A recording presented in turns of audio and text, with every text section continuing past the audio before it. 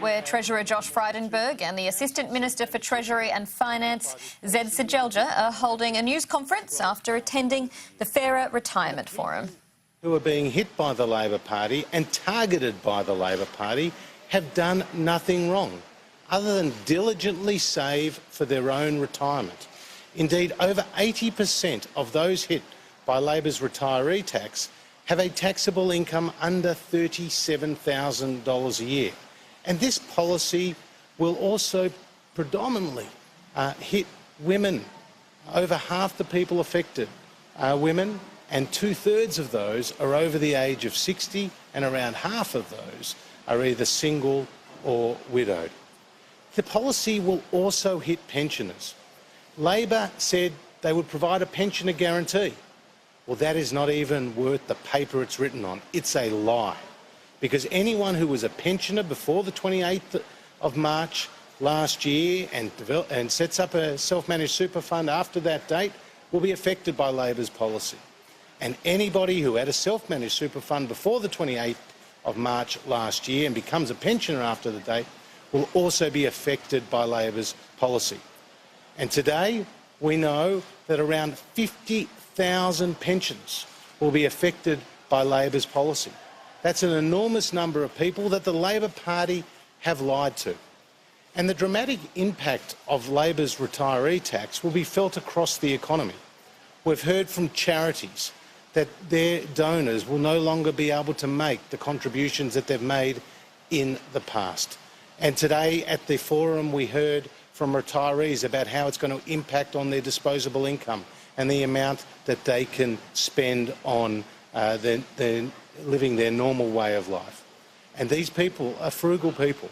They're not living expensive lives. They're actually people who have diligently saved for their retirement. And this 1 million plus people are not receiving, in Chris Bowen's words, welfare for the wealthy. These are hard-working people. These are your next-door neighbours. These are your former teachers and nurses. These are your grandparents. These are people who have actually done nothing wrong except be a target for Labor's tax grab.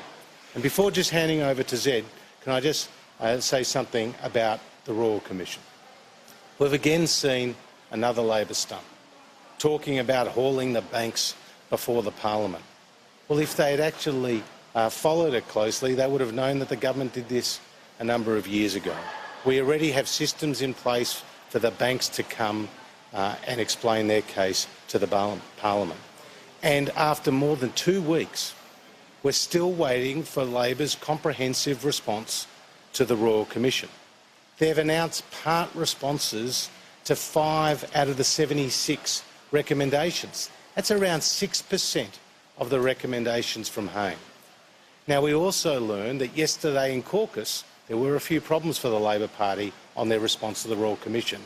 There are members of the Labor Party who are not very happy that Claire O'Neill and Chris Bowen have committed Labor to implementing every single recommendation, which means smashing mortgage brokers who employ around 26,000 people. 75% of those 17,000 mortgage brokers that we have today are actually sole traders. They're small businesses, and they're involved in every aspect of our community, whether they're regional or in the city.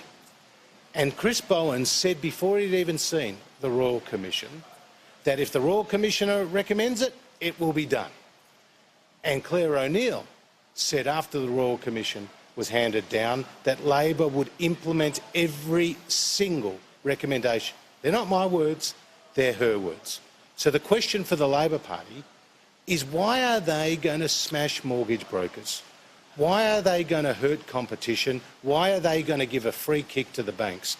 And where are they on once-only default in super, which we know the industry funds are against? The Liberal and the National parties, as a government, under Scott Morrison's leadership, are on the side of consumers. We're on the side of mortgage brokers. We're on the side of retirees. Zed? Thank you, Treasurer. Look, it was really important today to be hearing some of the real stories about how Labor's retiree tax would hurt real Australians. And far from the way that the Labor Party has tried to characterise this.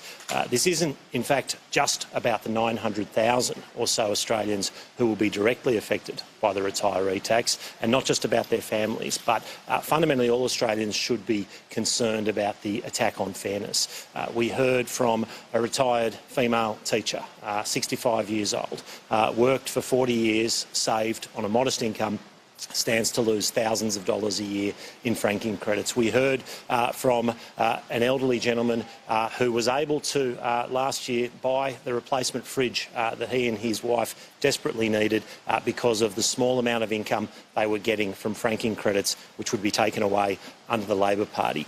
These are the real stories of men and women who are going to be affected, who would be in many cases severely affected and have their lifestyles impinged upon in a way that I don't think most Australians would see as fair. So it was great to hear from those. This retiree tax is one that we will fight all the way to the election.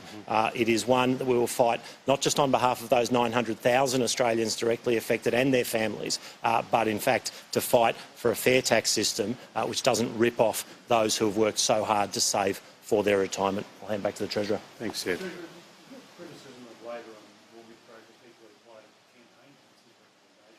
Well, what we've said is we're on the side of the mortgage brokers. That we recognise, Phil, that they play a critical role in competition.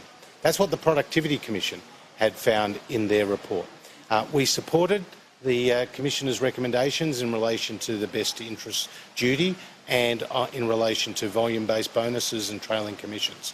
But what we have said very clearly is that when it comes to changing the fee for service model as recommended by Commissioner Hayne, you have to be cautious, and that is in fact what the Reserve Bank Governor has said. But in contrast, Phil, the Labor Party has said that they will implement every single recommendation. Chris Bowen said before the report was even handed down, if the Commissioner recommends it, it will be done.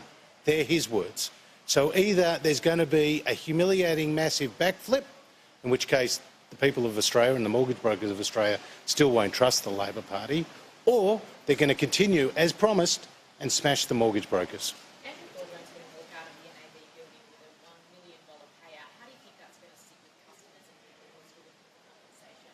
Well, clearly, the issues of remuneration are ones for boards and for shareholders, and they will make those decisions.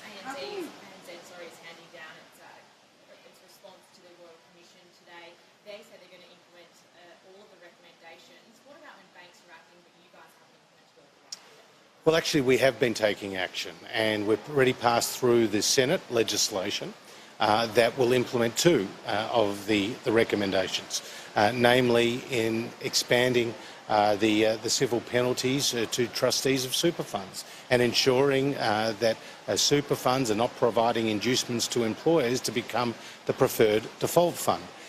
We have been working with the states to set up a review of financial counsel. We have been working to set up a national debt mediation scheme.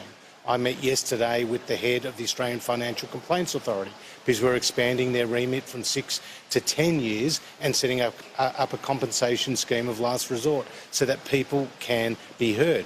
I mean, we are taking action on all fronts. But as the Law Council of Australia has pointed out, you've got to get this right. And as Commissioner Hayne pointed out, that one of the real problems in this area of law is its complexity. So the Labor Party, in its traditional style, is all focused on stunts. It's not focused on the substance. The substance is, where is their response? Please, as journalists, hold them to account. Say that they said before the Royal Commission was handed down they were going to implement all its findings. They said after it was handed down they were going to implement all its findings. They were desperate to be part of the lock-up so that they could give their response. Where is it? Where is their detailed response? Where is their position on mortgage brokers? Where is their position on once only default? Can I ask you about Christmas Island? The local councillors have expressed their concern about these refugees being sent there for treatment. Why should they have these asylum seekers back upon them? Well, because the Labor Party is creating a situation where people will need to go back to Christmas Island. That's why we're taking the decision to reopen it. That's why it's going to hit the budget by $1.4 billion. These are decisions that Bill Shorten has taken. And I see that the Labor Party is at odds over Christmas Island. You've got Tanya Plibersek saying she's got concerns with it, and Bill Shorten is saying it's fine. I mean, let's go back to actually what happened here. The Labor Party supported legislation in the Senate without having the requisite briefings.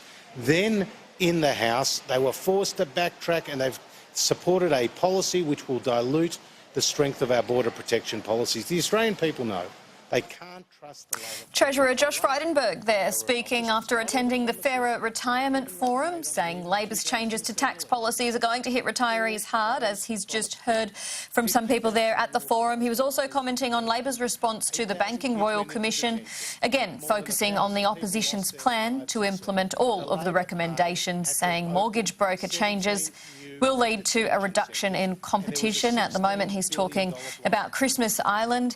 If you want to continue watching that, it's at skynews.com.au/extra1.